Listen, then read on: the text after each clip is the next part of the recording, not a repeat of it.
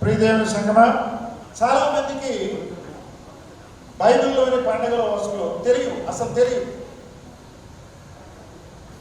దేవుని సంఘము ప్రత్యేకముగా ఈ యొక్క పండుగల్ని మనం జరిపిస్తున్నాం. మరి దేవుని సంఘమే ఎందుకు జరిపిస్తుంది? మిగతా సంఘం వాళ్ళకి అవసరం లేదా అంటే వాళ్ళకి నిజంగానే అవసరం లేదు. కారణాలు చాలా ఉన్నాయి. మొదటి 3 శతాబ్దాల్లో యెషువా మెస్సయ్య, యేసుక్రీస్తుగా పిలువబడే యెషువా మెస్సయ్య తన శిష్యులు సువార్త సేవను చేశారు. అసలు క్రైస్తవ మతము అనే కాన్సెప్ట్ ఎక్కడిది అనే విషయాన్ని ఒకసారి మనం గుర్తించుకుంటే పునాదుల్లోంచి మనము బిల్డింగ్ కట్టినట్టుగా ఉంటుంది. 12 మంది శిష్యుల్ని మెస్సయ్య ఏర్పాటు చేసుకున్న తర్వాత ఆయన 120 మంది శిష్యుల్ని తయారు చేసుకున్నాడు. 12 నుండి 10 రెట్లు 10 folds అయిన తర్వాత ఆయన మరి సుమారుగా 3.5 సంవత్సరాలు ఆయన పరిచర్య చేసిన తర్వాత ఆయన మరణించాడు. ఆయన మరణించి తిరిగి లేచాడు. తిరిగి లేచినందుకు వీళ్ళు సాక్షులుగా ఉన్నారు. చాలామంది మనం గమనిస్తే శిష్యులు చాలా బలమైన సువార్థికులుగా అనుకుంటారు. కానీ సువార్తల్లో కనుక మనం చూస్తే మెస్సయ్య శిష్యులు 12 మంది కూడా చాలా చాలా బలహీనులు. ఆయన సిలువ వేసిన తర్వాత వాళ్ళందరూ కూడా చెదిరిపోయారు. వారెవరు కూడా సువార్త పరిచర్య చేయలేదు. కానీ దేవుడు మహాగణుడు ఆయన కార్యాన్ని తన కుమారుడు ద్వారా ఆయన ముందుకు సాగించే క్రమంలో శిష్యుల్ని ప్రేరేపించడానికి పునరుద్ధారుడైన యెషువా మెస్సయ్య వారికి కనపడినప్పుడు మొట్టమొదటిసారి ఏం చేశాడు ఆయన? మొట్టమొదటి ఇన్సిడెంట్స్ ఏం జరిగింది? వలలో వాళ్ళు విసిరినప్పుడు ఒక చేప కూడా పడలేదు. కానీ ఆయన విసిరమన్నప్పుడు ఆ వల మిగిలిపోయినన్ని చేపలు పడినట్లుగా మనం చూస్తున్నాం. అంటే మెస్సయ్య లేని జీవితము మనకి వ్యర్థముగా ఉంటుంది. మెస్సయ్య లేని జీవితము ఖాళీగా ఉంటుంది అనే విషయాన్ని మనం ఇప్పుడు గుర్తిస్తున్నాం.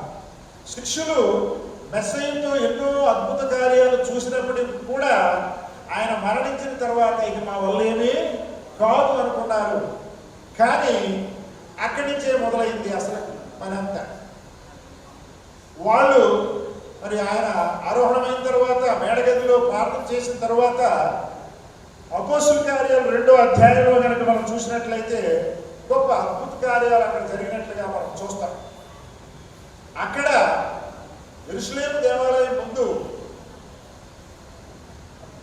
ఈ యొక్క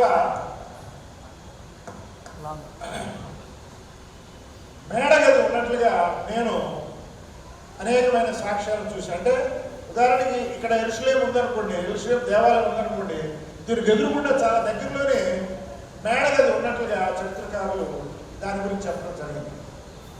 వాళ్ళు ఆ ప్రార్థన చేసిన తర్వాత మరి ఆ పరిశుద్ధాత్మ శక్తిని పొందినప్పుడు యెరూషలేము ఆ పట్టణానికి ప్రతి సంవత్సరం కూడా పండగలకి సమయంలో అనేక ప్రాంతాల నుంచి ఇశ్రాయేలీయులు అక్కడికి రావడం అనేది ఆనవాయితీ.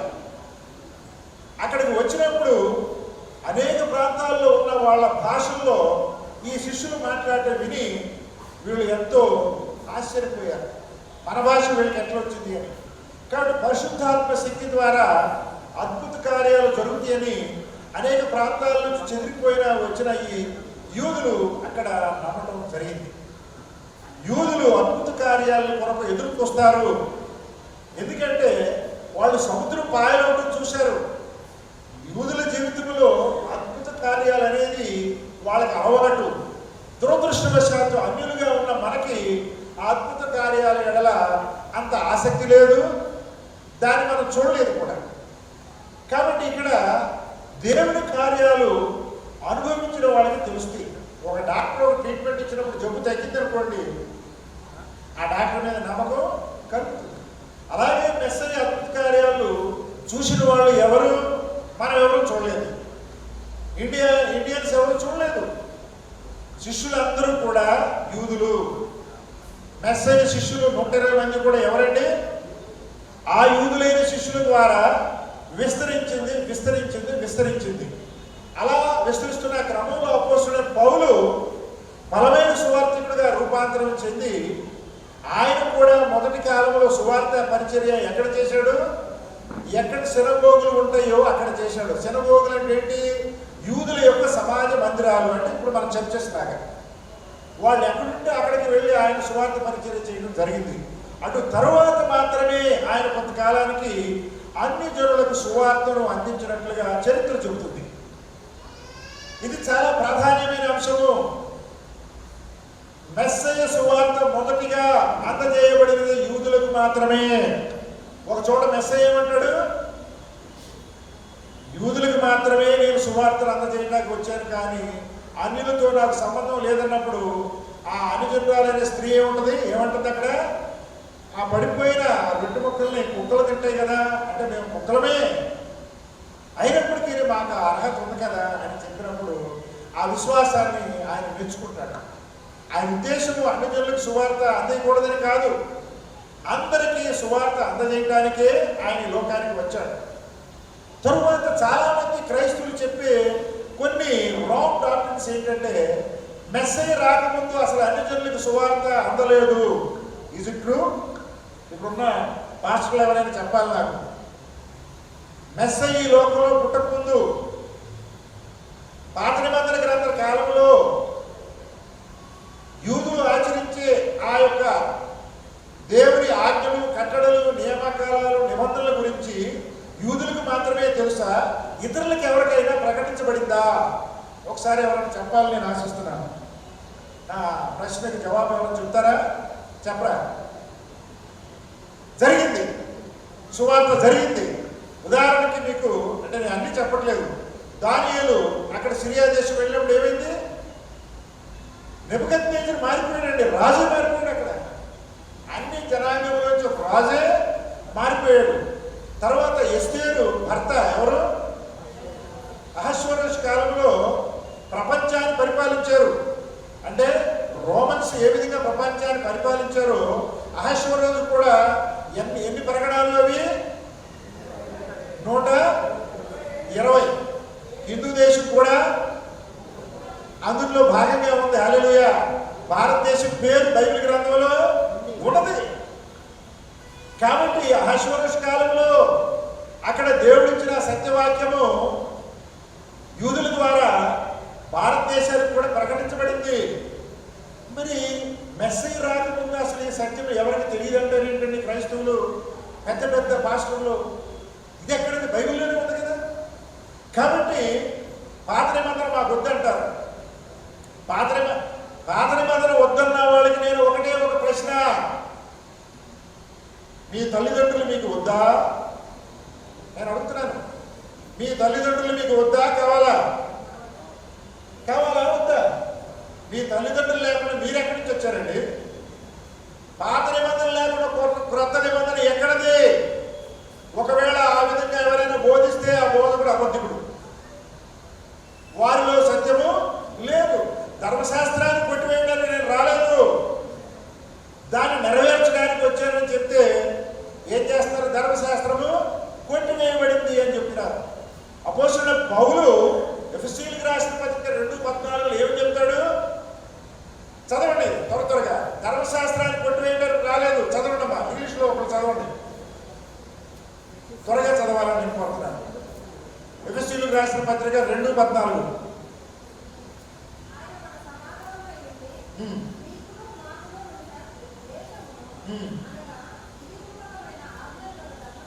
విధి రూపకమైన ఆజ్ఞలు గల ధర్మశాస్త్రములు ఆయన కొట్టివేశాడు. విధి రూపకమైన ఆజ్ఞలు అంటే ఏమిటి? ధర్మశాస్త్రమా? ధర్మశాస్త్రంలో 3 భాగాలు ఉంటాయి. ఎంతమంది క్రైస్తవులు తెలుసు? ద్వితీయోపదేశకాండ 11వ అధ్యాయంలో ఉంటుంది. ఆజ్ఞలు, విధులు, కట్టడలు. నేను ఒక ఆర్టికల్ రాశాను, మీకు అందరూ కూడా వీటిని తీసుకోండి, నేను తర్వాత ఆన్లైన్లో మీకు పంపిస్తాను.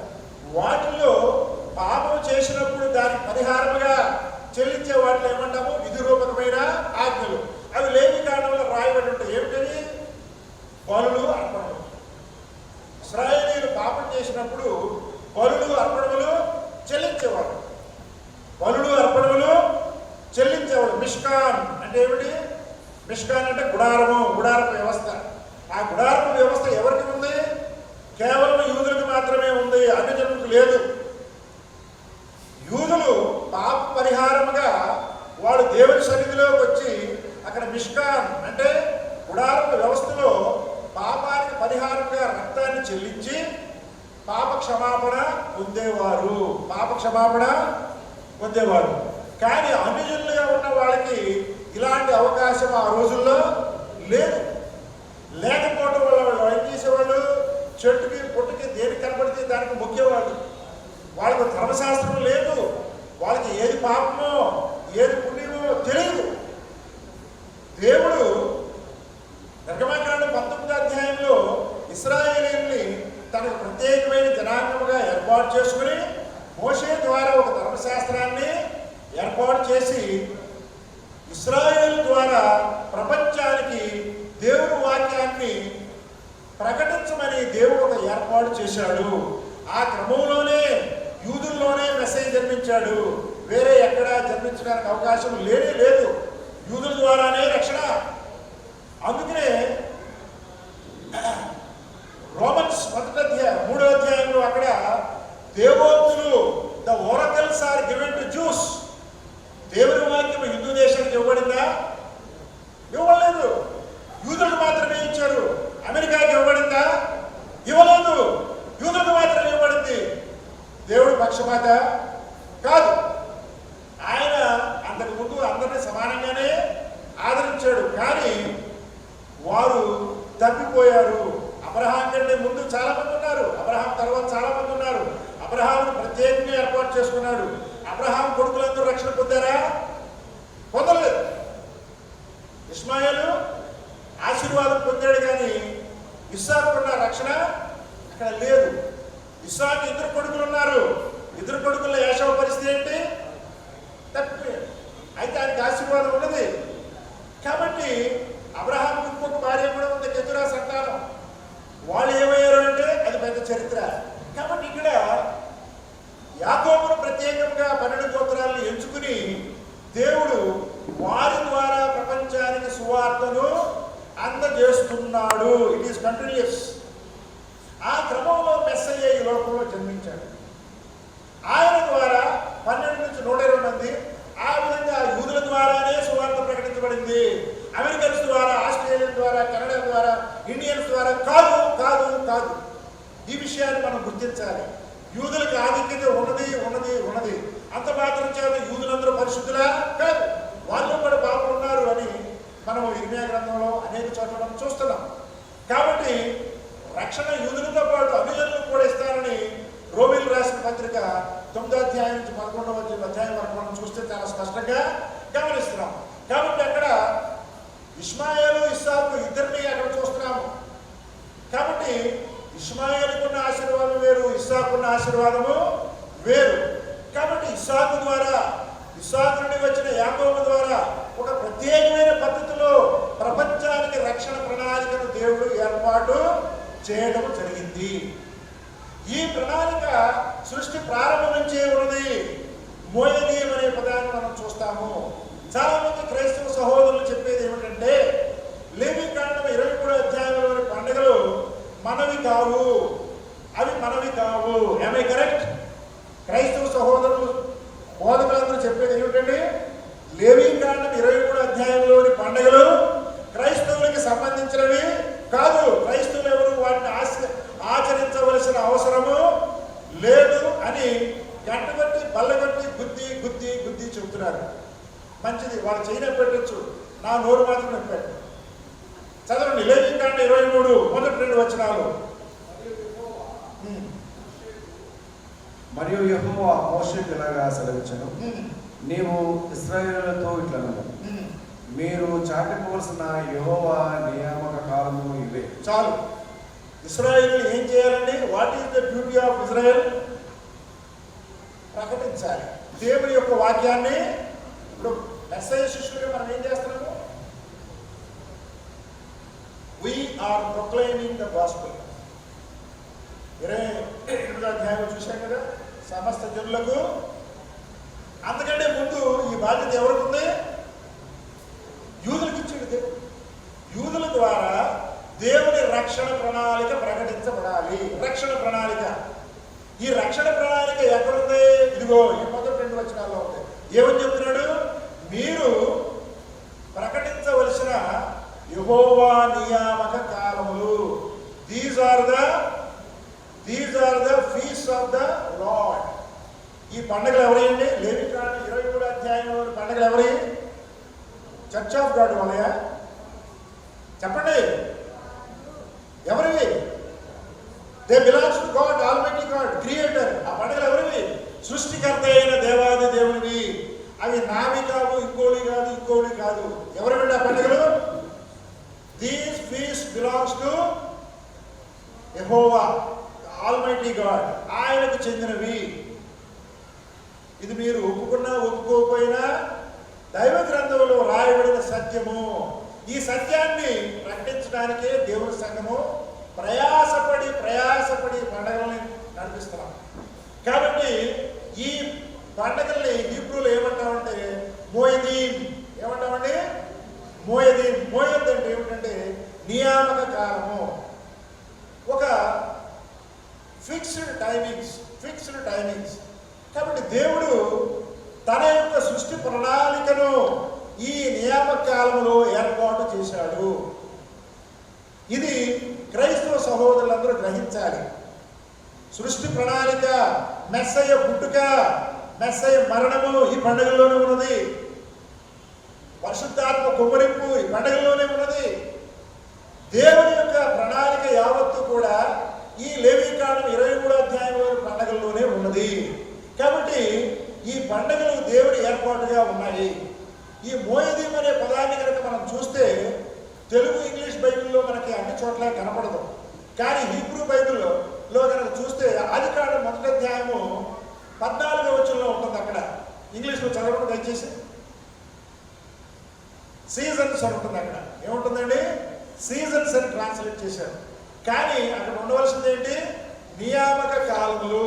అంటే దేవుడు యొక్క పండగల్ని తెలియచేయడానికి సృష్టిలో దేవుడు ఏం చేశాడంటే పగటిని తెలియజేయడానికి సూర్యుడిని, రాత్రిని తెలియజేయడానికి చంద్రుడిని, ఆ గ్రహాల్ని, ఆకాశంలో జ్యోతుల్ని దేవుడు ఏర్పాటు చేశాడు. ఇవి ఎందుకోసం ఏర్పాటు చేశాడండి? మొదటిది పగలు, రాత్రి. రెండోది సంవత్సరము. మూడోది ఆ సంవత్సర కాలంలో దేవుడు ఏర్పాటు చేసిన పండగలు, నియామక కాలములు. మరి దేవుడు కొన్ని నియామక కాలాలను ఏర్పాటు చేస్తే మన క్రైస్తవ సహోదరులు మేము వీఆర్ ప్రొటెస్టెంట్స్. మేము ఎవరండి? ఇప్పుడు ఉన్న వాళ్ళందరూ ఎక్కువ మంది ఎవరు?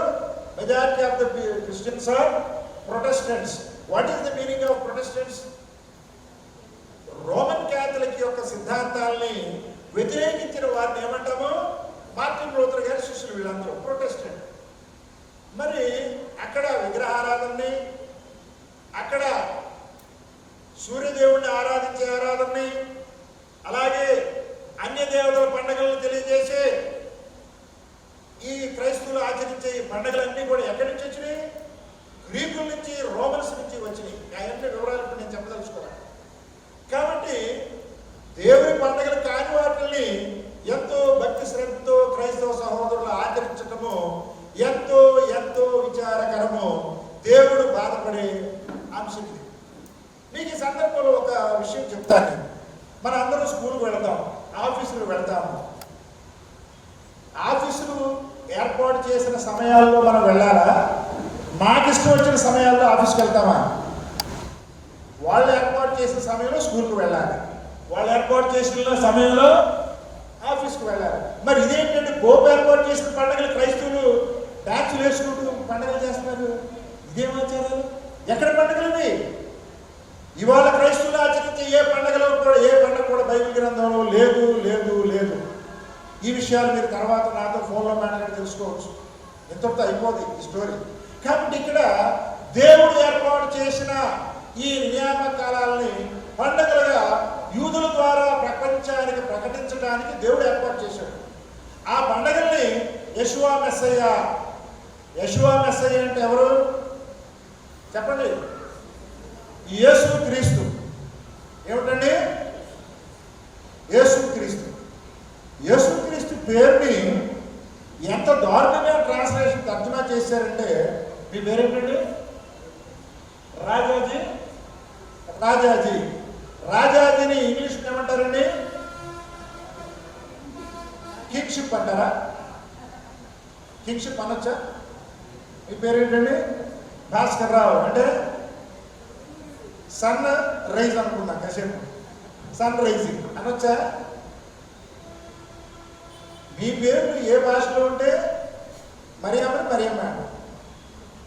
మరి యేసుక్రీస్తు అని పేరు తర్జుమాలో ఎవరు చేశారండి? హీబ్రూ భాషలో ఉన్న పేరుని ఇంగ్లీష్లో ఏంటంటే, ఇంగ్లీష్లో ఏమంటారు?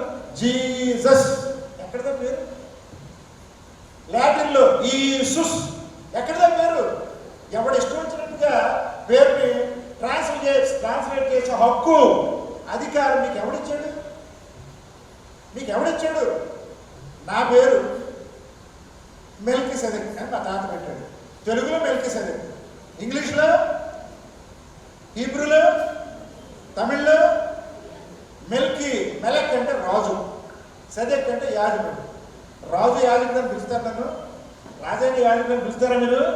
మెల్కిసెదెక్ అని పిలుస్తారు. మరి మెస్సయ్య పేరు తీసుకొచ్చి యెషువా అంటే, యెషువా రక్షకుడు. యెషువా అంటే ఏంటి? హీబ్రూలో రక్షకుడు. మెస్సయ్య అంటే అభిషక్తుడు.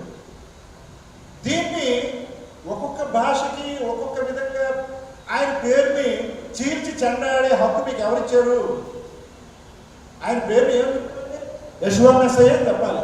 తెలుగులో యెషువా మెస్సయ్య, ఇంగ్లీష్లో యెషువా మెస్సయ్య, హీబ్రూలో యెషువా మెస్సయ్య, తమిళ్లో యెషువా మెస్సయ్య, హిందీలో యెషువా మెస్సయ్య, ఏ భాషలో అయినా యెషువా మెస్సయ్య. కానీ బైబిల్ తర్జుమాలో ఏం చేస్తున్నారండి? ఒక్కొక్క భాషకి ఆయన పేరుని ఇష్టానుసారంగా మార్చేయడానికి మీకు ఎవరు హక్కు ఇచ్చారు? I'm questioning this Christian preachers. పెద్ద పెద్ద నాయకులను నేను ప్రశ్నిస్తున్నాను. మీకు జ్ఞానం లేదా? మీ జ్ఞానాన్ని సద్వినియోగం ఎందుకు చేసుకోరు? ఇది ఎవరు చేస్తున్న కుట్ర? అపవాది చేస్తున్న కుట్ర. అపవాది అనేక డినామినేషన్స్, అనేక ఆచారాలు, క్రైస్తవుల్లో ఒకరికి పొత్తు ఉండదు. వాక్యాన్ని తోర్పాటు చేసేస్తారు. చివరికి ఏం చేశారండి? దేవుడు ఏర్పాటు చేసిన ఈ నియామకాలని కొట్టివేశారట, శిలువ మీద కొట్టివేశారట. ఎక్కడ కొట్టించాడు నాకైతే కనపడలేదు. మీరు ఎవరైనా నన్ను ఛాలెంజ్ చేయొచ్చు. శిలువ మీద కొట్టివేయబడింది ఏంటండి? మెస్సయ్య దేవుడి యొక్క ఆజ్ఞల్ని గైకొనమని చెప్పాడు. 10 ఆజ్ఞలు గైకొనాలి. గైకొనకపోతే, పాపం చేస్తే ఆ పాపానికి పరిహారంగా ఏం చేయాలి? రక్తము చిందించబడాలి. ఆ రక్తము పౌరమైనా చిందించవచ్చు, ఒక మేకదైనా, ఒక గొర్రెదైనా, ఒక ఎద్దుదైనా. పాప పరిహారం కొరకు ఆ ఏర్పాటు చేసిన వాటిని ఏమంటారు? విధులు. ఆ విధుల్ని, పరిహారం కొరకు ఏర్పాటు చేసిన విధుల్ని, అంటే ఇంతకుముందు ఏమని చదువుకున్నామండి అక్కడ? ఆ మాట ఏమన్నాం ఇంగ్లీష్లో? ఆర్డినెన్సెస్. ఆ ఆర్డినెన్సెస్ కొట్టివేశాడు. అంటే రక్తము చిందించవలసిన అవసరము లేదు. మరి 10 ఆజ్ఞలు కొట్టేశారని చెప్తారు ఏంటంటే? 10 ఆజ్ఞల్ని మోషే ఒకసారి పగలగొట్టాడు. మొదటి 10 ఆజ్ఞలు మోషే గారు ఏం చేశాడు? అక్కడ దూడకి ముందు జడ్జనగిరి డాన్స్ చేస్తూ ఉంటే యూదులందరూ కూడా మోషే ఆవేశంతో ఏం చేశాడు? ఆ పలకల్ని వాళ్ళ మీద విసిరేసాడు. మరలా దేవుడు ఏం చేశాడు? నిన్నెవడు పగలగొట్టమన్నాడు? నువ్వెవరు పగలగొట్టడానికి? Who are you? నేను చక్కగా సాఫైర్ స్టోన్స్ బ్లూ కలర్లో ఆయన చక్కగా రాసిస్తే ఈ పెద్ద మనిషి కోపం వచ్చేసిందంట. చాలామంది పాస్టర్లకి సమాజం మీద కోపం వచ్చేస్తుంది. నేనేంటో గుర్తించను, నా పాపాలంటే నాకు కనపడవు. మీ అందరు పాపాలు మాత్రం పొద్దున్న సాయంత్రం వరకు కనపడతా ఉంటాయి. నోటికి ఇష్టం వచ్చినట్టు తింటా ఉంటా. నా పాపం నాకు ఒక్కడు కూడా కనపడదు. పాస్టర్లు చేసే పనికి పని. కాబట్టి ఇక్కడ మనం ఇతరుల పాపాలని పాయింట్అవుట్ చేసేటప్పుడు మనం కూడా నీతిగా ఉండాలి అనే ఆలోచన మనకు ఉండాలి. కాబట్టి ఇక్కడ మోషే గారు ఏం చేశాడంటే, అత్యావేశంతో పలకల్ని. దాని పనిష్మెంట్గా దేవుడు ఏం చేశాడు? పగలగొట్టావు కాబట్టి వెళ్ళి పలకలు చెక్కుకురా. మళ్ళీ 40 రోజులు సేనాకొండ మీద గడిపాడు. మళ్ళా దేవుడు 10 ఆజ్ఞలు ఇచ్చాడు. దేవుడు స్వహస్తాలతో రాస్తే ఈ పోప్ ఎవరని కొట్టేయడానికి ఊరితో పోప్ కొట్టేస్తే ప్రొటెస్టెంట్స్ కొట్టేశారు వీళ్ళు ఎలా ప్రసంగాలు చేస్తున్నారు నాకు అర్థం కాదు. కాబట్టి ప్రియ దేవుడి సంగమా, దేవుని యొక్క ఆజ్ఞలు నిత్యమైనవి. ఆ ఆజ్ఞలకు పరిహారముగా దేవుడు ఏర్పాటు చేసిన విధిరూపకమైన ఆజ్ఞల్ని, ఆర్డినెన్సెస్ని శిలువ మీద మెస్సయ్య కొట్టివేశాడు. అంటే రక్తము చిందించవలసిన అవసరత లేదు అని చెప్తున్నాడు తప్పించి వేరే ఆజ్ఞలు కొట్టివేయలేదనే విషయాన్ని మీరు తెలుసుకోవాలని చెప్పేసి నేను ప్రేమపూర్వకంగా కోరుతున్నాను. ఇక రెండోది, అక్కడ లేవికాండం 23వ అధ్యాయంలో 7 పండుగలు ఉంటాయి. మొదటిది పస్కా పండుగ. ఈ పండుగలు మనకు తెలియాలంటే హీబ్రూ క్యాలెండర్ గురించి తెలియాలి. ఇప్పుడు మనం ఆచరించే క్యాలెండర్ ఎవరిదండి? ఈ క్యాలెండర్ ఎవరిది? Gregorian calendar. గ్రెగోరియన్ అంటే ఎవరైనా ఒక రోమన్ మాంక్, ఒక ఆర్సిఎం గురువు. ఒక 500 సంవత్సరాల క్రితం ఆ పెద్ద మనిషి ఒక క్యాలెండర్ తయారు చేశాడు. మంచిది. అంతకుముందు జూలియన్ క్యాలెండర్ ఉండేది. అంతకుముందు అనేకమైన క్యాలెండర్ ఉన్నాయి. చైనాలో ఒక క్యాలెండర్, ఇండియా ఒక క్యాలెండర్, అనేక క్యాలెండర్లు ఉన్నాయి. మంచిది. క్రైస్తవులుగా మనము బైబిల్లో ఒక క్యాలెండర్ ఉంది అనే ఒక సత్యాన్ని అయినా తెలుసుకోవాలా? బైబిల్లో ఒక క్యాలెండర్ ఉందనే విషయం ఎంతమందికి తెలుసు? దేవుడు బైబిల్లో క్యాలెండర్ని ఏర్పాటు చేశాడు. ఈ క్యాలెండర్ తీసేసి గ్రెగోరియన్ గారు చేసిన క్యాలెండర్ మనం ఫాలో అవుతున్నాం. ఓకే, తప్పనిసరి పరిస్థితులు ఫాలో అవుతున్నాం. కానీ దేవుడు ఆ క్యాలెండర్ని ఏర్పాటు చేశాడు. ఆ క్యాలెండర్ ప్రకారంగా పండుగలను ఏర్పాటు చేశాడు. ఆ క్యాలెండర్ ప్రకారం మనకి మార్చి ఏప్రిల్ నెలలో నీసాను అనబడే మొదటి నెల వస్తుంది. ఆ మొదటి నెల 14వ తేదీన మెస్సయ్య మరణించాడు. దానికి ముందుగా అక్కడ ఇశ్రాయేలీయులు అక్కడి నుంచి బయలుదేరి వచ్చేటప్పుడు, ఎక్కడి నుంచి?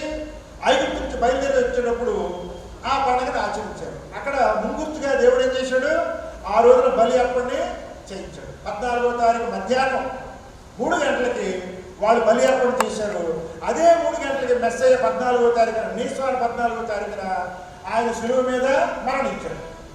ఈ విషయము బైబిల్ గ్రంథం చాలా స్పష్టంగా చెబుతున్నప్పటికీ వేదశాస్త్రంలో పండితులైన మన పాస్టర్లందరూ ఏం చేస్తున్నారు?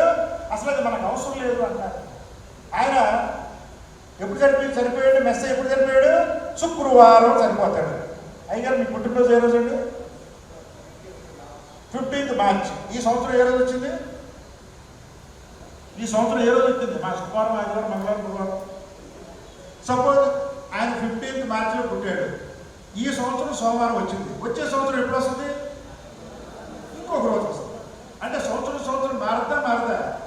మరి ఇదేంటండి? మెస్సయ్య చనిపోయేది ఎప్పుడు శుక్రవారం అంటే ఎట్లాగో చెప్తారు నాకు ఎవరైనా? బుద్ధి లేని కొంతమంది బోధకులు ఏర్పాటు చేసిన అన్య దేవతల పండుగలు ఆ మంచి శుక్రవారంగా చెప్పడే దానికో పెద్ద స్టోరీ ఉంది. అది చదివితే తెలుస్తుంది.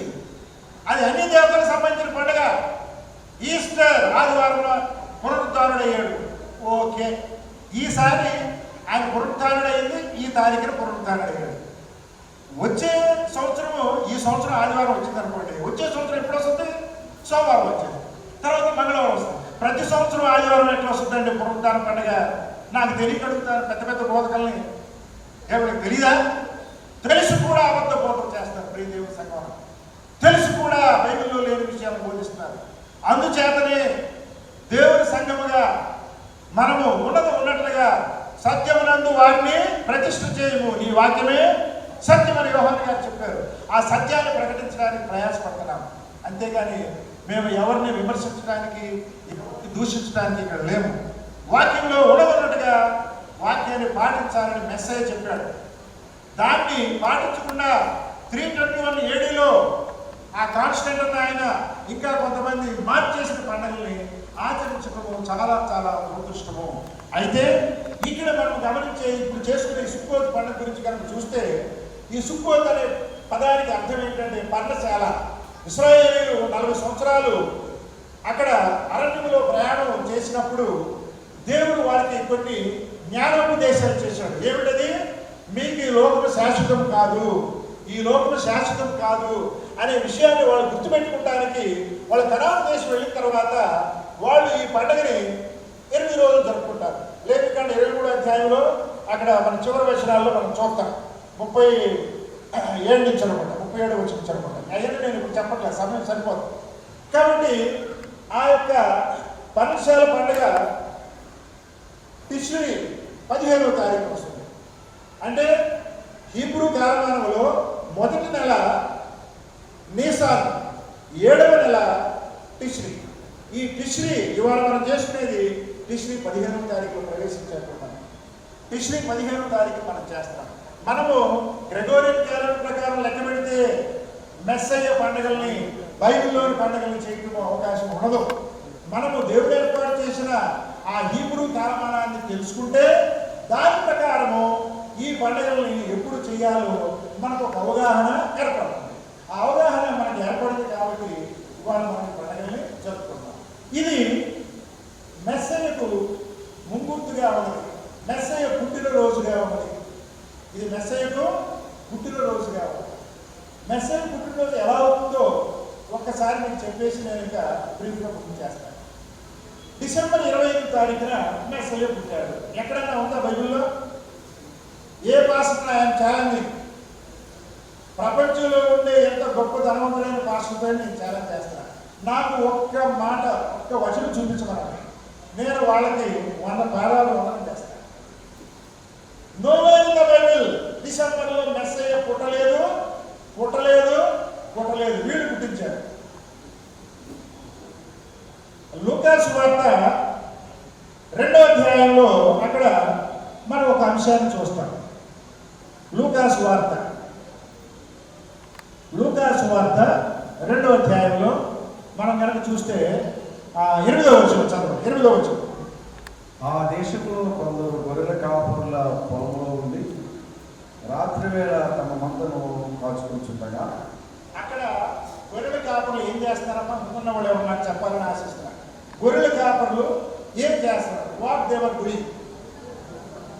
ఏమండి? మందను కాచుకుంటున్నారు, కరెక్టే. కానీ చాలా మంది ఏం చెప్తారు? విశిష్టు చలి కాచుకుంటున్నారు, చలి కాచుకుంటున్నారు.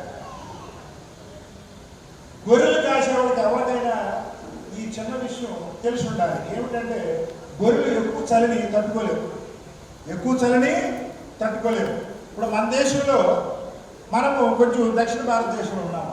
అలా పైకి కాశ్మీర్ వరకు కనుక వెళ్తే కాశ్మీర్లో మంచు గట్టగట్టేస్తుంది. డిసెంబర్ నెలలో కాశ్మీర్ ఎవరు టూర్కు కూడా ఎక్కువగా వెళ్ళరు. కారణం ఏంటి? చలిని తట్టుకోలేక. ఇజ్రాయెల్ దేశం కూడా ఇంచుమించు అదే శీతోష్ణ స్థితిని కలిగి ఉంటుంది. ఇజ్రాయెల్ దేశం కూడా సాధారణంగా ఇజ్రాయెల్ దేశం టూర్లు వెళ్ళే వాళ్ళు డిసెంబర్ నెలలో వెళ్ళడానికి ఎక్కువగా ఇష్టపడరు, ఎందుకంటే అక్కడ చలి ఎక్కువగా ఉంటుంది. ఈ చలికాలంలో గొర్రెల కాపర్లు ఎవరు కూడా తమ మందల్ని ఆ చలిలో ఆరు బయట ఓపెన్ ఎయిర్లో ఉంచరు. ఉంచితే ఏమవుతుంది చెప్పండి? ఉంచితే చేస్తాయి. ఎవడైనా గొర్రెలు చంపుకుంటాడా? ఎవరు చంపుకుంటారు? నేను 2 మేకలు తెచ్చాం, ఎంతో జాగ్రత్తగా తీసుకెళ్ళి అక్కడ పెట్టి పొద్దున్నే వధించాం. చాలా సంతోషం. కాబట్టి ఇక్కడ అంటే మనం వధించడం కోసం పెట్టుకున్నా అక్కడ మా కజిన్స్కి చాలా జాగ్రత్తగా చూసుకోండి అమ్మా అని ప్రికాషన్స్ చెప్పారు. ఎందుకని? అవి జాగ్రత్తగా ఉండాలి. కాబట్టి గొర్రెల్ని ఎవరు చంపుకోవాలో చూడరు. డిసెంబర్ నెలలో ఇజ్రాయెల్ దేశంలో ఎవరు గొర్రెలు కాయలు బయట వచ్చరు, వాళ్ళ లోపల చాలా భద్రంగా కాచుకుంటారు. మరి ఇక్కడ దూత వెళ్ళిందంట, వాళ్ళకి చెప్పిందంట, వాళ్ళందరూ ఏదేదో చేశారంట. అది డిసెంబర్ నెలలో జరగలేదనే విషయాన్ని ఇక్కడ గుర్తించాలి. ఇది శాస్త్రీయంగా మనం కనుక చూస్తే చాలా స్పష్టంగా మనకు అర్థమవుతుంది. అయితే ఆయన ఎప్పుడు పుట్టాడు అనే దానికి బైబిల్లో అనేకమైన సాదృశ్యాలు మనకు ఉంటాయి. వాటిని మనం కనుక అధ్యయనం చేస్తే, నేను మీకు ఆర్టికల్ పంపిస్తాను, అధ్యయనం చేస్తే చాలా స్పష్టంగా మనకు తెలిసేది ఏంటంటే సెప్టెంబర్ అక్టోబర్ నెలల్లో ఈ టిష్రీ నెలలో దేవుడు ఏర్పాటు చేసిన 8 రోజుల పండుగ ఏమిటంటే అది సుక్కోతు పండుగ, పర్ణశాల పండుగ. ఈ పర్ణశాల పండుగ మొదటి రోజున మెస్సయ్య జన్మించాడు. 8వ రోజున ఆయన ఏం చేశారండి? దేవాలయానికి తీసుకెళ్లి సున్నతి చేయించారు. 8 రోజుల పండుగ ఇది ఒకటే ఉంటుంది. లేవీకాండం 23 అధ్యాయంలో యూదులు జరుపుకునే పండుగలు, అటు తర్వాత మనం కూడా జరుపుకునే ఈ పండుగల్లో 8 రోజులు జరుపుకునే పండుగ ఇది ఒకటే ఉంటుంది. మిగతా పండుగలు ఉన్నాయి. ఇప్పుడు పస్కా పండుగ ఒక రోజు జరుపుతారు, తర్వాత పులియపెట్టల పండుగ, అవన్నీ ఇప్పుడు నేను చెప్పట్లా. ఈ సుక్కోతు పండుగ 8 రోజుల్లో మెస్సయ్య మొదటి రాకడ ఉంటుంది. అదే పండుగ రోజున ఆయన జన్మించాడు. అదే పండుగ రోజున ఆయన మళ్ళా రాబోతున్నాడు. చాలా మంది ఏమంటారంటే మెస్సయ్య ఎప్పుడు వస్తాడో ఎవరికి తెలియదు. నిజమే, ఎవరికి తెలియదు. కానీ ఆయన ఏర్పాటు చేసిన పండుగల్లోనే మెస్సయ్య వస్తాడు. ఈ డిసెంబర్ నెలలో మీరు ఆ లేవీకాండం చివరి భాగాల్లో చదివితే 27వ వచనం చదివితే అక్కడ 3 పండుగలు ఉంటాయి. డిసెంబర్ నెల మొదటి నెలలో మొదటి రోజున ఏముంటుంది? ఏం పండుగ అండి? బూరలుదే పండుగ. ఏమంటారు దాన్ని? Feast of trumpets. డిసెంబర్ మొదటి తేదీన ఫీస్ట్ ఆఫ్ ట్రంపెట్స్. 10వ తేదీన పాప పరిహారార్థ పండుగ. 15వ తారీఖున పర్ణశాలల పండుగ. ఈ కాలంలో మెస్సయ్య 2వ రాకడ ఉంటుంది. కానీ ఈ సంవత్సరం ఉంటుందా, వచ్చే సంవత్సరం ఉంటుందా, ఏ సంవత్సరం ఉంటుందో తెలియదు. అంటే దేవుడు సువార్తల్లో మెస్సయ్య రాకడ కొన్ని సూచనలే ఇచ్చాడు, కానీ ఏ పర్ణశాలలో వస్తాడో మనకు తెలియదు. కాబట్టి ఈ యొక్క సుక్కోతు పండుగ అనేది మెస్సయ్య జన్మాన్ని మనకు తెలియజేస్తుంది, మెస్సయ్య 2వ రాకడ కూడా తెలియజేస్తుంది. ఈ పండుగ ద్వారా మనకి అనేకమైన ఆశీర్వాదాలు ఉంటాయి అనే విషయాన్ని ఇక్కడ మనకి అర్థమవుతుంది. ఇక్కడ ఇశ్రాయేలు వాగ్దాన భూమిలో ప్రవేశించిన తర్వాత ఈ పండుగను ఆచరించాలి అనే విషయాన్ని ఇక్కడ చూస్తాం. ఈ పండుగ ఆచరించేటప్పుడు ఇక్కడ ఇలాంటిది ఒక సుక్కోతు చేసుకుని లులావు అంటారు. 4 రకాల పళ్ళుతో వాళ్ళు కట్టి దేవుని స్తుతిస్తారు. వాళ్ళ 8 రోజులు కూడా ఆ టెంట్లో నివసిస్తారు. కారణం ఏంటి? మనకి ఈ లోకం శాశ్వతం కాదు. ఒకనొక రోజున మనము దేవుని సన్నిధికి వెళ్ళాలి, ఈ లోకం అశాశ్వతమైనది అనే కాన్సెప్ట్ని తెలియజేయడానికి సుక్కోతులో జీవిస్తారు. కాబట్టి మెస్సయ్య సుక్కోతులో జన్మించినట్లుగా అనేక సాదృశ్యాలు ఉన్నాయి. ఇప్పుడు చూపించలేకపోతా, సమయం సరిపోదు. మీకు అదంతా చెప్తే మళ్ళీ ఒక గంట ప్రసంగం ఉంది. కాబట్టి యోహాను సువార్త 1వ అధ్యాయం 14వ వచనంలో కనుక చూస్తే ఈ టాబర్నకల్ అమాంగ్ us, ఆయన మనకు పర్ణశాలగా ఉన్నాడు అనే విషయాన్ని ఆ అపోస్తలుడైన యోహాను గారు చెప్తాడు. అదేవిధంగా మెస్సయ్య లోకానికి వెలుగుగా ఉన్నాడని ఎవరు చెప్తారు? యోహాను గారు చెప్తున్నారు. ఆయన వెలుగుగా ఆని ఓర్ అనే పదాన్ని చూస్తాం. నేను వెలుగుని. ఈ ఆని ఓర్ అనే పదాన్ని మనం కనుక హీబ్రూ బైబిల్లో 1వ అధ్యాయము ఏమిటన్నది ఆదికాండం 1వ అధ్యాయంలోకి వెళ్తే బెరేషిత్ బారా ఎలోహిం ఎక్ హషమైమ్ వాయ్ హా అరెట్స్ అని చూస్తాం. అక్కడ 7 మాటలు ఉంటాయి. తెలుగులో ఇంగ్లీష్లో ఉండవు. ఈ హీబ్రూ బైబిల్ చదివితేనే బైబిల్లోని సత్యము పరిపూర్ణముగా తెలుస్తుంది. ప్రియదేవుని సంగమా, లాటిన్లోనూ ఇంగ్లీష్లోనూ తెలుగులోనూ చదివితే పరిపూర్ణమైన సత్యము అర్థము కాదు. ఉదాహరణకి ఉన్న వాళ్ళందరూ పెళ్లి చేసుకున్నారు కదా, పెళ్లి చేసుకునే ముందు ఇద్దరు నిలబడతారు. అమ్మాయి ఏం చేస్తుందండి? ముసుగేసుకుని వస్తుంది. పాస్టర్ గారు ఏమంటాడు? బాబు పెళ్లి కొడుగా ఒకసారి ముసుగు తీసి చూడు, నువ్వు పెళ్లి చూపుల్లో చూసిన అమ్మాయి ఏమో కాదు, ఒకసారి కన్ఫర్మ్ చేసుకో అంటే దాని అర్థం ఏంటి? ముసుగు వేసినప్పుడు కొంత తారుమారు జరిగే అవకాశము ఉంటుంది. నేను ఇది ఎందుకు చెప్తున్నానంటే హీబ్రూ బైబిల్ మనకి కంటికి చాలా స్పష్టంగా, నాకు 2 కళ్ళకి ఆపరేషన్ చేసుకున్నా, చాలా బాగా కనపడుతున్నాను. అంతకుముందు మసక. కాబట్టి బైబిల్లోని సత్యాన్ని స్పష్టంగా మనం తెలుసుకోవాలంటే హీబ్రూ బైబిల్లోనే మనకి సత్యం ఉన్నది.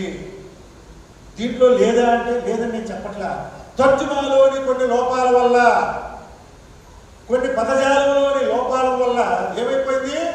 సత్యం తారుమారైపోయింది, మసకబారిపోయింది. అసలైన సత్యం మనకు కనపట్లేదు. కాబట్టి ఆ సత్యాన్ని పరిపూర్ణంగా తెలుసుకోవడానికి మరి మా తాతగారి ద్వారా మేమందరం కూడా తెలుసుకున్నాము, దీన్ని ప్రకటిస్తున్నాము. నేను ఈ మధ్యకాలంలో హీబ్రూ భాష కూడా నేర్చుకున్నాను.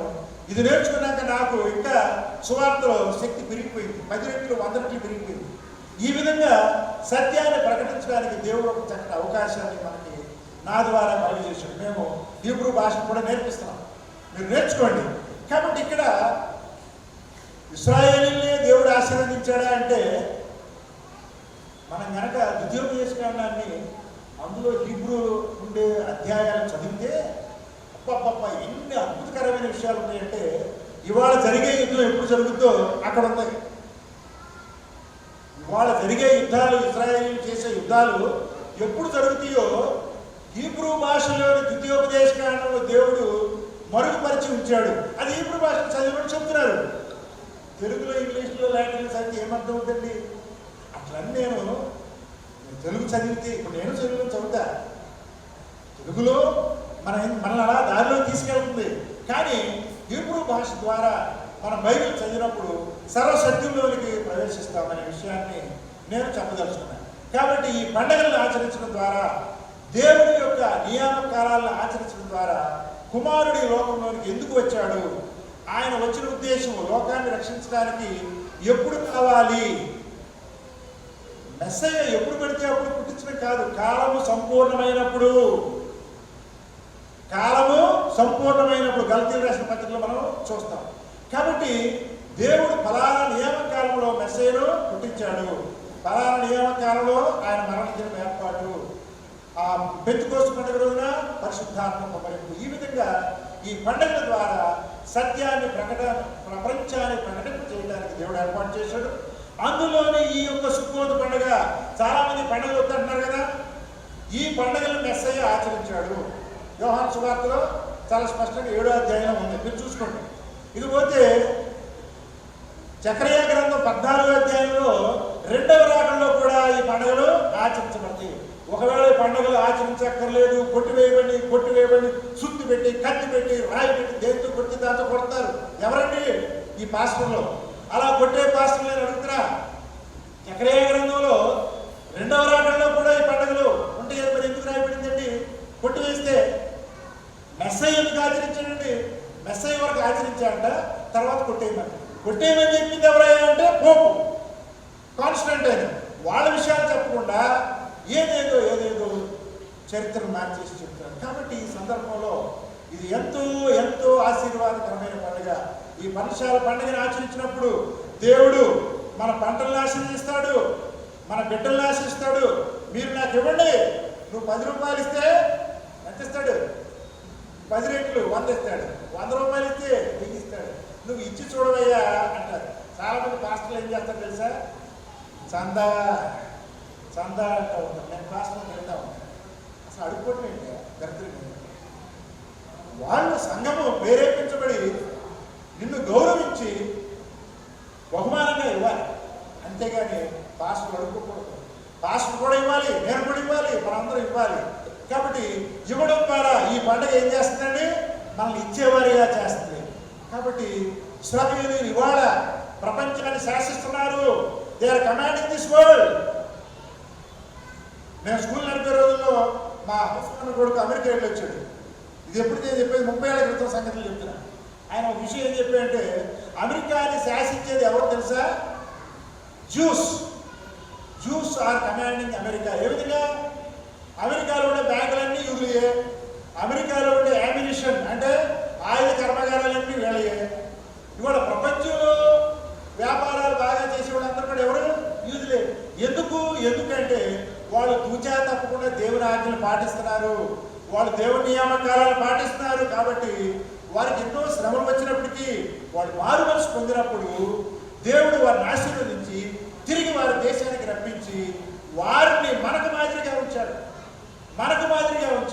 కాబట్టి ఆ మాదిరిగా ఉన్న ఇశ్రాయేలీని మనం ఫాలో అవుతూ ఈ పండుగలు ఆచరించినప్పుడు దేవుడు మనకు ఆశీర్వాదాలు అనుగ్రహిస్తాడు. అట్టి ఆశీర్వాదాలు మీకు అందరికి అందజేయాలని, ఈ అంశాలు మీరు అందరూ తెలుసుకుని సరస్వతిలోనికి నడిపించబడాలని ఈ పండుగ మిమ్మల్ని అందరూ ఆహ్వానించడం జరిగింది. ఈ పండుగలోని సత్యాన్ని మీరు తెలుసుకుని దేవునికి ఇంకా మహిమకరంగా జీవించాలని, ఆశీర్వాదకరంగా జీవించాలని నేను కోరుతున్నాను. దేవుడి వాక్యాన్ని దీవించుగాక. ఆమేన్.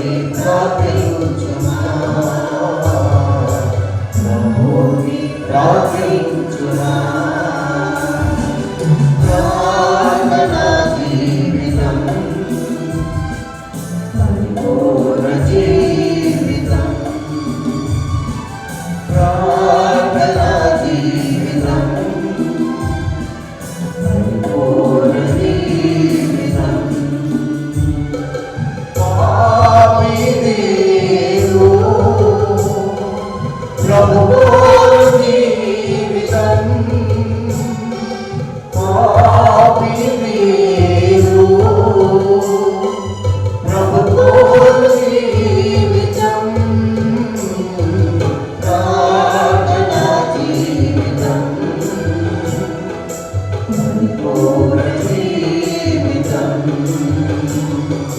ప్రార్థనా జీవితం పరిపూర్ణ జీవితం పరిపూర్ణ జీవితం పరిపూర్ణ జీవితం. Church of God seventh day మా చాలా చిన్న సంఘం. మేము ఇక్కడే ప్రతి సబ్బాతు ఈవినింగ్ 4 o'clock ఇక్కడ ప్రార్థన పక్కన చిన్న రూమ్లో. ఫ్రైడే ఈవినింగ్ అంటే బైబిల్ లెక్క ప్రకారము evening to evening, Friday evening online prayer ఉంటుంది. సాటర్డే 4 o'clock నుంచి ఇక్కడే వైఎంసీలో ఉంటుంది. అదేవిధంగా పండుగలు మరి పస్కా పండుగ, పర్ణశాల పండుగ, పెంచుకోస్తు పండుగ, అన్ని పండుగల్ని మేము ఖచ్చితంగా పాటిస్తాము. మరి ఆ పండుగల ప్రాధాన్యతను తెలుసుకోవాలనుకునే వారికి నేను ఇప్పటికి 4 సంవత్సరాల నుంచి ఒక పుస్తకం రాస్తున్నాను. కాలమానము దేవుని నియామ కాలాలు. 1 సంవత్సరం నుంచి కొంచెం పని ఆగిపోయింది, చివరి భాగం ఉంది. ఇప్పటికి ఒక 800 పేజీలు అయినాయి. ఇంకా బహుశా ఒక 100-200 పేజీలతో మోస్ట్ ప్రాబబ్లీ మీరు అందరూ ప్రార్థన చేయండి. డిసెంబర్ నెలాఖరికి ఆ పుస్తకాన్ని వీలైతే రిలీజ్ చేయడానికి పూర్తి చేసి దేవుడు ఆ శక్తిని అనుగ్రహించాలని, మరి త్వరలో ఆ పుస్తకం ద్వారా అనేకమైన సత్యాలను ప్రపంచానికి తెలియజేయడానికి ప్రయత్నం చేస్తున్నాం. అదేవిధంగా చిన్న చిన్న ఆర్టికల్స్ కూడా రిలీజ్ చేస్తున్నాము. అవి మీరు కావాల్సిన వాళ్ళందరూ కూడా మీరు అడిగితే మీకు అవి పంపిస్తాము. మేము ప్రత్యేకమైన వారి మీద మేము ఎప్పుడు అనుకోవట్లా. మేము మీ సోదరులం, అందరూ పాపులమే. కానీ సత్యాన్ని తెలుసుకోవాల్సిన బాధ్యత మనకు ఉన్నది. అందుకోసము ఈ విధంగా ప్రత్యేకంగా ఏర్పాటు చేస్తున్నాము. మరి మా ఆహ్వానాన్ని మన్నించి ప్రత్యేకంగా వచ్చారు పాస్టర్ గారు. ఈయన బ్యాప్టిస్ట్ పాస్టర్ గారు. ఒకసారి నిలబడండి, అందరూ చప్పట్లు కొట్టాలని. ఆయన మంచి గోయర్ నడిపిస్తారు. సహోదరి పేరేంటండి, జాయ్ చరణ్ గారి చర్చిలో కూడా ఆయన గోయర్ నడుపుతారు. దేవుడు ఆయన్ని బాగుగా ఆశీర్వదించిన కాక. అదేవిధంగా కీబోర్డ్ బ్రదర్ని, ప్యాడ్స్ బ్రదర్ని దేవుడు దీవించిన కాక. మరి గోయర్ టీం అందరూ కూడా ఎంతో ప్రేరేపణగా వచ్చారు. మరి మా నిరీక్షణ టీంని దీవించండి. ఈ వచ్చిన స్టేజ్ మీద ఉన్న వాళ్ళందరికీ, అదేవిధంగా మరి ఇతర సంఘాల నుంచి మా ఆహ్వానాన్ని మనిషి వచ్చిన వాళ్ళ పేరున నేను అందరి పేర్లు చెప్పట్లేదు. చీరాల నుంచి మా చర్చ్ ఆఫ్ గాడ్ అయిన ఆయన అనుకోకుండా రావడం జరిగింది. అదేవిధంగా మా తాతోళ్ళు 4 సంతానంలో మరి మేము పెద్దవాళ్ళ సంతానం. మరి దైవకాంతి గారి సంతానం సాధారణ మిస్ అవుతూ ఉంటారు. వాళ్ళ సంతానంలో బెనహార్ గారి ఫ్యామిలీ వస్తారు. మరి న్యాన్సాంటి కుటుంబం కూడా రావడం మాకు ఎంతో ఆశీర్వాదకరం. అందుని బట్టి దేవునికి వందనాలు చెల్లిస్తున్నాను. అదేవిధంగా దైవదేవ తాత కుటుంబం, ఇంకా మరి మా కుటుంబ సభ్యులుగా, మా సంఘ సభ్యులుగా వచ్చిన వాళ్ళందరికీ నేను ప్రత్యేక ధన్యవాదాలు తెలియజేస్తున్నాను. పేరు చెప్పట్లేదు. అదేవిధంగా క్రిస్టియన్ డెమోక్రటిక్ మూవ్మెంట్ తరఫున చాలామందిని ఆహ్వానించాము. మరి రిచర్డ్స్ మా ఆర్గనైజేషన్ చాలా యాక్టివ్ పర్సన్. ఒకసారి నిలబడి వారి కుటుంబం వచ్చారు. వారికి మరి కృతజ్ఞతలు తెలియజేస్తున్నాను. అదేవిధంగా ఇంకా చాలామంది మిస్ అయ్యారు. ఇకపోతే మీరు యూ విల్ వండర్, నేను చెప్పే మాట విని మీరందరూ కూడా చాలామంది ఆశ్చర్యపోతారు. మన మధ్యలో ఒక సహోదరుడు నిలబడమని నేను ఆహ్వానిస్తున్నాను. రూబేన్ గారు లేచి నిలబడాలని నేను కోరుతున్నాను. ఎట్లా ఉన్నాడు ఆయన? ఎక్కడున్నట్టు చెప్పరేంటండి? ఎర్రగొన్నాడా లేడా? Golden colour. ఆయన పేరేంటండి? ఆయన ఎవరో తెలుసా? ఆయన రూబేను వంశస్థుడు. హీ బిలాంగ్స్ టు రూబేన్ వంశము. రూబేన్ వంశం ఆయన మా చర్చ్ మెంబరు. వాళ్ళ తండ్రి గారు మా చర్చ్ మెంబరే. వాళ్ళు అలా భారతదేశం వచ్చి నివసిస్తూ చాలామంది యూదులు నివసించేవాళ్ళు కదా. అలా మన హైదరాబాద్లో కూడా కొంతమంది ఉన్నారు. మా తాతగారు చర్చ నడిపే రోజుల్లో వాళ్ళ తండ్రి గారు మా సంఘానికి వచ్చేవాళ్ళు. ఈయన కూడా మా పండుగలన్నిటికీ వస్తాడు. దాన్ని బట్టి మరి రూబేను వంశస్థుడు మా సంఘంలో ఉండటం మాకు ఆశీర్వాదకరం. ఇక్కడున్న వాళ్ళందరికీ ఆశీర్వాదకరం. హల్లెలూయా, గట్టిగా చెప్పండి కొట్టండి. దేవుడు ఆ కుటుంబాన్ని ఆశీర్వదించుగాక. ఇటీవల కాలంలో వాళ్ళ బంధువులు చాలామంది they went back to Israel. ఇక్కడే ఉండేవాళ్ళు. ఒక 2-3 సంవత్సరాలు 5 సంవత్సరాల క్రితం చాలామంది పెట్టేవేళ చదువుకుని ఇజ్రాయెల్ వెళ్ళిపోయారు. నేను అప్పుడప్పుడు ఎట్లా ఉన్నారంటే యుద్ధం గురించి ఆయనతో మాట్లాడుతూ ఉంటాను.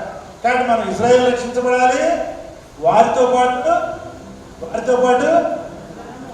మన మనము రక్షించబడాలి, మన దేశం రక్షించబడాలి. మన దేశం పేరు బైబిల్లో ఉంది. మన దేశంలో ఉండే ప్రతి రాష్ట్రం రక్షించబడాలి. ఆ రక్షణని దేవుడు అందజేసే పండగగా ఇది ఉన్నది. ఇదొక పండగ, రక్షణ ఏర్పాటు చేసిన పండుగ. కాబట్టి దయచేసి ఈ పండుగ ప్రాధాన్యతను తెలుసుకుంటూ మరి వచ్చిన వాళ్ళందరికీ మరొకసారి చర్చాపు గారి తరఫున షాలోమ్ వందనాలు తెలియజేస్తున్న మా బంధువులందరికీ పేరు పేరు చెప్పట్లేదు, ఏమనుకోవద్దు. మరి మీ అందరి కోసము చక్కటి విందు భోజనాన్ని చాలా కష్టపడి తయారు చేశాము. అది మీకు రుచికరంగా ఉంటుందని, అందరికీ ఆశీర్వాదకరంగా ఉంటుందని నేను ఆశిస్తున్నాను. మరి మా సంఘ సభ్యురాలు సోనికాంతం గారు ముందుకు రావాలని, అదేవిధంగా కిరణ్ కుమార్ గారు కూడా రండి, త్వరగా రండి, ముందుకు వచ్చేయండి, ముందు పడాలి, త్వరగా రావాలి. ఇచ్చిన కానుకల గురించి రాజాజీ గారు ముఖ్యమైన ప్రార్థన చేస్తారు.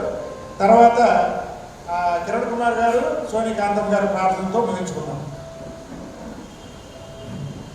ప్రార్థించుకుంటాం. అత్యంత కృపావతుగా మా పవిత్రుడికి నీ ఘనమైన స్తోత్రములు వందనములు చేసుకుంటున్నాము.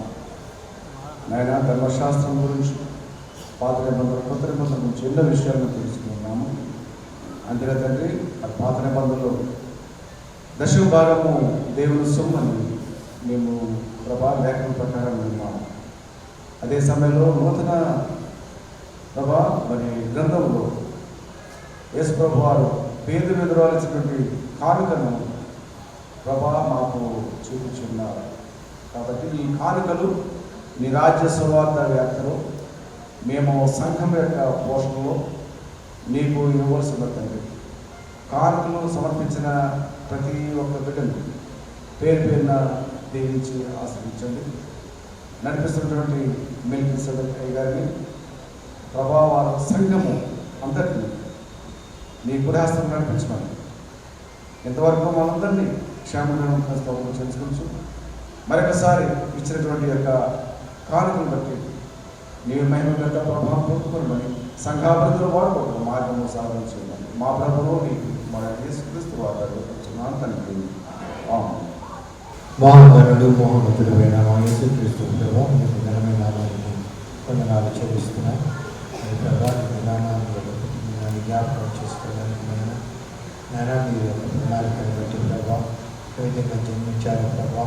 ఇది కాకుండా నా తండ్రి నాయన అది యొక్క సుఖోతు మీ యొక్క ఆ పండుగను జరుపుకోవడానికి మాకు సమయాన్ని బట్టి ప్రణాళిక వందనాలు చెల్లిస్తున్నాను తండ్రి. అది ప్రభావైనా అది పాత్రలు నమ్మకంలో పూజిస్తున్నాయన చెప్పిన విషయాలన్నింటి బట్టి వందనాలు చెల్లిస్తున్నాను తండ్రి. ఆయన దీవించండి, ఆశీర్వదించండి, సంఘాన్ని దీవించండి, ఆశీర్వదించండి. వచ్చిన వారిని ప్రతి ఒక్కరిని పేరు పేరు వసతి దీవించి ఆశీర్వదించమని మాకు ఇచ్చిన అద్భుతమైన సమయానికి మరోసారి మీకు స్తుతి స్తోత్రము చెల్లిస్తూ క్రీస్తు ప్రభువు పేరిట ప్రార్థిస్తున్నాము తండ్రి. మహాపరిశుద్ధుడా పరలోక తండ్రి నీకు వందనాలు స్తుతులు స్తోత్రాలు. జీవం గల దేవా, జీవాధిపతి నీకు వందనాలు స్తుతులు స్తోత్రాలు. మారని దేవా, మాట తప్పని దేవా నీకు వందనాలు స్తుతులు స్తోత్రాలు. మీ శాశ్వతమైన ప్రేమతో మమ్మల్ని ప్రేమిస్తూ విడువక కృప చూపుతున్న తండ్రి నీకు వందనాలు స్తుతులు స్తోత్రాలు. మహాగణుడు, మహోన్నతుడు, సర్వాధికారి, మిత్రుడు తండ్రి, పరిశుద్ధుడమైన దేవా నీ ఘనమైన నామానికి స్తుతి స్తోత్రాలు చెల్లిస్తున్నాము తండ్రి. మరి యొక్క సుక్కోతు ఆరాధనలో మమ్మల్ని అందరినీ కూడా మీరు ప్రవేశపెట్టిన విధానాన్ని బట్టి నీకు వందనాలు. ఎంతో నమ్మకమైన దేవుడుగా మా జీవితాల్లో ఉంది ప్రభావ. మమ్మల్ని మా కుటుంబాన్ని మీరు ఆశీర్వదిస్తున్న విధానం బట్టి నీకు వందనాలు ప్రభావ. మీరు మా చిన్న సంఘాన్ని ప్రేమించి ప్రభావ మేము మరి మా సంఘం తరపున ప్రభావ మేమందరం నాయన ఆహ్వానించిన ప్రతి బిడ్డను కూడా మీరు నడిపించిన విధానం బట్టి నీకు వందనాలు. రాని బిడ్డల విషయమే ప్రార్థిస్తున్నాము. మీరే తండ్రి ఒకసారి తప్పకుండా వారు కూడా రాగలంటప్పుడు మీరు సహాయం దయచేసేందుకు నీకు వందనాలు. నాయన పిలువబడిన వారు అనేకులు, కానీ ఏర్పరచబడిన వారందరినీ మీరు నడిపించిన విధానం బట్టి నీకే వందనాలు స్తుతులు స్తోత్రాలు చెల్లిస్తున్నాను. ఈ ఆరాధనలో పాల్గొన్న ప్రతి బిడ్డకు కూడా ప్రభావ మీ పరలోకపు ఆశీర్వాదాలు అనుగ్రహిస్తున్నందుకు నీకే స్తుతి స్తోత్రాలు చెల్లిస్తున్నాను ప్రభా. మరి మా చిన్న సంఘం అయినప్పటికీ కూడా ప్రభా మా సంఘస్థులందరినీ మీరు ప్రేమించి అందరికీ మంచి ఆరోగ్యం ఇచ్చి కాపాడుతున్న విధానం బట్టి నీకు వందనాలు. ముఖ్యంగా వృద్ధులుగా ఎంతోమంది ఉన్నారు ప్రభా. మా అందరికీ కూడా ప్రభా నీ కృపాక్షేమాలు మాకు ఇచ్చి ప్రభా వాటితో మీరు మమ్మల్ని నడిపిస్తున్నారు, దీవిస్తున్నారు, ఆశీర్వదిస్తున్నారు. వృద్ధులు మనకు భయపడకుండా ప్రభా మీరు ఇచ్చిన ప్రతి వాగ్దానాన్ని జ్ఞాపకం చేసుకుని ప్రభు దాని ద్వారా మేమందరం ఆశీర్వదింపబడిలాగా సంతోష సమాధానంతో జీవించడానికి మీరు కృపను నడిపిస్తున్నందుకు నీకు వందనాలు స్తుతులు స్తోత్రాలు చెల్లిస్తున్నాను ప్రభా. ఆయన మెల్కీసెదెకుని తన కుటుంబాన్ని ప్రత్యేకంగా దీవించమని ఆశీర్వదించుకుని అడుగుచున్నా తండ్రి. నీకు వందనాలు. బిడ్డలు ప్రభు మరి ఎంతో కష్టపడ్డారు కొన్ని దినాల నుండి నాయన. మరి మెల్కి కూడా ప్రభు అన్ని పనుల విషయంలో కూడా ప్రభు వారి కుటుంబం ఒక్కటే చేసింది తండ్రి. వారిని వారి బిడ్డల్ని మీరు బహుగా దీవించమని ఆశీర్వదించుకుని అడుగుచున్నా తండ్రి. నీకు వందనాలు. వారు చేస్తున్న ప్రతి ప్రయత్నంలో నీకు తోడుగా ఉండి ప్రభు నీ కృపలతో బలపరిచి నిత్యము కూడా ప్రభు నీ సన్నిధిలో బిడ్డ నుండి ఆశీర్వదించబడి బిడ్డలుగా ఆశీర్వదించబడిన కుటుంబంగా ఆ కుటుంబాన్ని మీరు మారుస్తున్నందుకు నీకే వందనాలు స్తుతులు స్తోత్రాలు చెల్లిస్తున్నానయ్యా. ఆలస్యమైనప్పటికీ కూడా ప్రభా బిడ్డలందరూ ఎంతో ఆసక్తితో ఉన్నారు. దాన్ని బట్టి నీకే వందనాలు స్తుతులు స్తోత్రాలు ప్రభా. నాయన వచ్చిన ప్రతి ఒక్కరిని దీవించండి తండ్రి. ప్రతి ఒక్క కుటుంబాన్ని ఆశీర్వదించండి ప్రభా. ఏ ఒక్కరిని కూడా ప్రభా మీరు విడిచిపెట్టే దేవుడు కాదు నాయన. అయినప్పటికీ తండ్రి మిమ్మల్ని బ్రతిమాలుకుంటూ ప్రతి ఒక్కరికి మీ కృప కాపుదల భద్రత క్షేమాన్ని అనుగ్రహించమని ప్రార్థిస్తున్నాం తండ్రి. ఎంతో వృద్ధులుగా ఉండి కూడా ప్రభా ఇక్కడికి వచ్చారయ్యా. మరి ఆంటీని అందరినీ కూడా మీరు దీవించండి ఆశీర్వదించండి ప్రభా. వారందరూ మా సంఘంలో ఇంకా సజీవులుగా ఉన్నారంటే అది మా సంఘానికి ఆశీర్వాదకరమని మేము నమ్ముతున్నాము తండ్రి. నీకే వందనాలు స్తుతులు స్తోత్రాలు అయ్యా. మరి మమ్మల్ని మా ఆహ్వానాన్ని మన్నించి మరి వచ్చిన పాస్టర్ రాజాజీ గారిని దాని వారి యొక్క మరి బృందం అంతటినీ కూడా ప్రతి ఒక్కరిని పేరు పేరు వరుసను దీవించి ఆశీర్వదించండి ప్రభా. ఇంకా ఎంతో మంది ప్రభా మరి మా సంఘాన్ని ప్రేమించి వచ్చి మా యొక్క ఈ యొక్క సుపోతు ఆరాధనను చూడాలని ఈ పర్ణశాల పండుగలను చూడాలని ఆశలో వచ్చిన వారందరినీ కూడా మీరు మెండుగా దీవించి ఆశీర్వదించమని ఇప్పుడు మేమందరం కూడా మా ఇంట్లోకి వెళ్ళినట్టుగా నీ సన్నిధిలో ఒక్కొక్కరితో నుంచి అందరూ క్షేమంగా ఇళ్ళకి చేరుకోవడానికి సహాయం దయచేయమని ఘనత మహిమ ప్రభావం మీకే ఆరోపిస్తూ మా కొరకే ప్రాణం అర్పించి మమ్మల్ని విమోచించిన యాషువ మెస్సయ్య ద్వారా అతి వినయంతో బ్రతిమాలు వేడుకొంచున్నాం తండ్రి. ఆమేన్.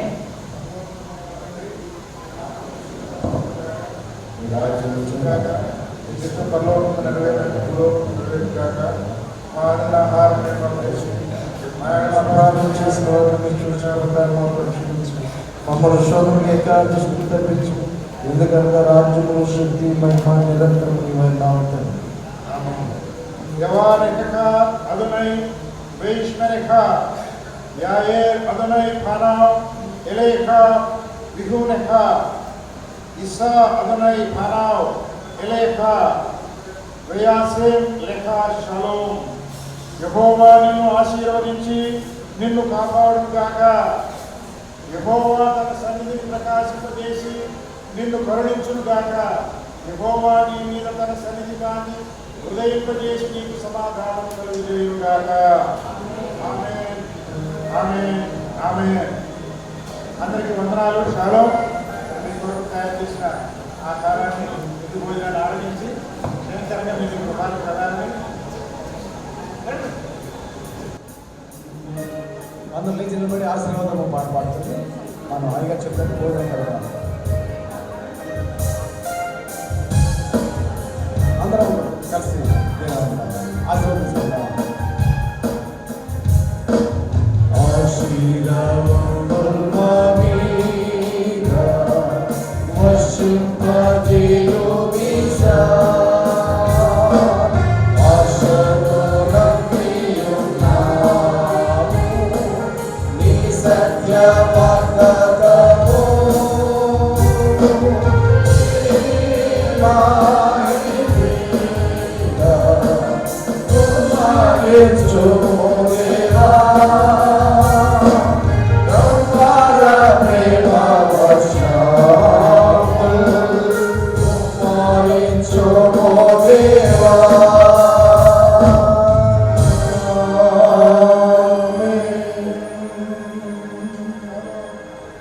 అందరికీ షాలోమ్.